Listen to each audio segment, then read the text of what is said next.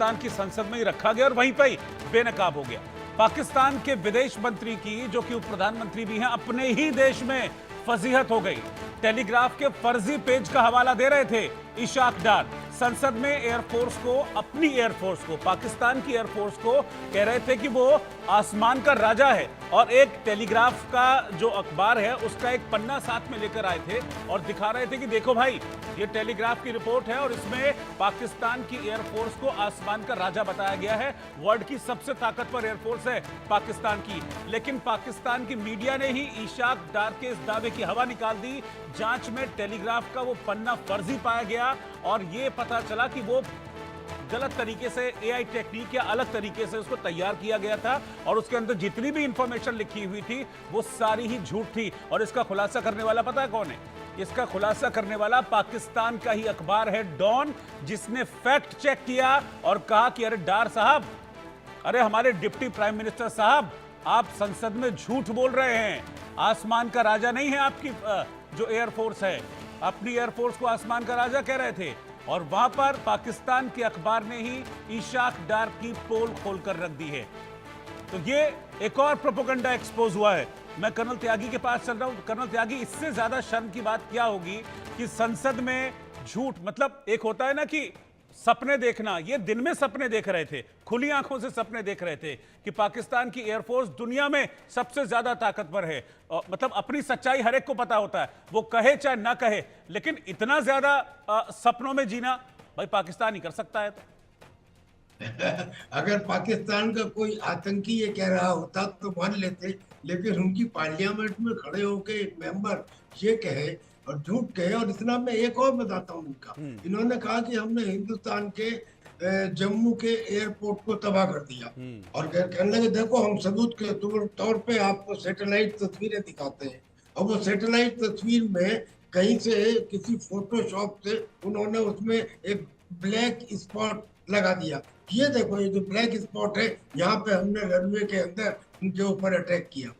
लेकिन वो ये नहीं जानते कि डिसइंफॉर्मेशन के लिए भी कुछ इंटेलिजेंस और कुछ इंफॉर्मेशन की जरूरत होती है, कुछ एसोसिएटेड चीजों की जरूरत होती है। अगर आपने कहीं पे गड्ढा किया है, कहीं पे आपकी मिसाइल गिरी है, तो उसके आसपास की जो मट्टी है उसमें भी कुछ थोड़ा बहुत उबड़ खाबड़ हुआ होगा, वो भी आना चाहिए सैटेलाइट पिक्चर में। वो नहीं है, वो प्लेन है, तो पकड़ा गया। ऐसे इन्होंने उधमपुर जिले का, खैर इन्होंने जितने झूठ बोले वो ये बोल सकते थे, हमें उसकी परवाह नहीं। मैं इसे एक और एंगल से देख रहा हूँ।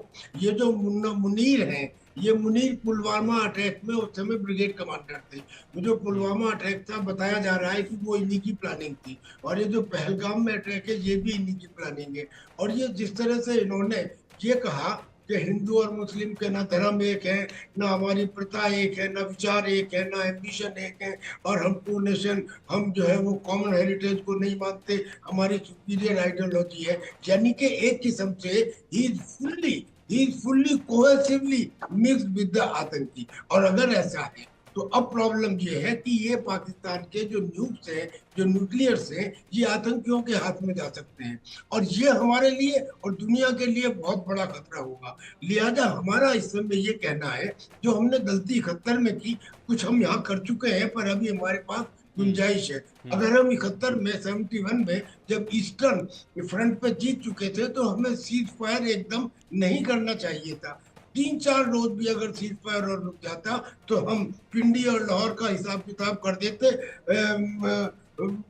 वेस्टर्न फ्रंट में तो आवश्यकता नहीं थी, हम बिल्कुल चोगिल कैनाल तक पहुंच चुके थे, मैं उस लड़ाई में शामिल था।